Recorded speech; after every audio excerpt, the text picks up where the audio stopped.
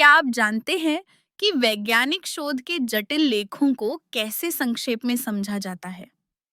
एक नया अध्ययन बताता है कि सारांश बनाना सिर्फ शब्दों का संक्षेप नहीं, बल्कि लेखक की सोच और खोजों को समझने का तरीका है।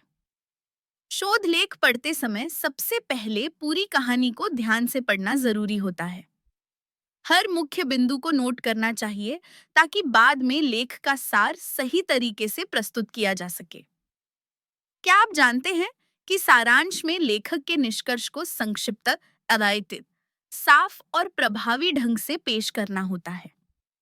इससे पाठक को शोध का उद्देश्य और महत्व तुरंत समझ में आ जाता है। क्या कभी सोचा है कि सारांश में लेखक की भाषा और शैली बनी रहनी चाहिए? इसका मतलब है कि भावनाओं या व्यक्तिगत राय को नहीं जोड़ना, बल्कि निष्पक्ष और औपचारिक भाषा का इस्तेमाल करना। और सबसे महत्वपूर्ण बात, सारांश को छोटा और सटीक रखना होता है। आमतौर पर पूरे लेख का सिर्फ 10%। इससे जानकारी का बोझ कम होता है और मुख्य तथ्य तुरंत पकड़ में आ जाते हैं।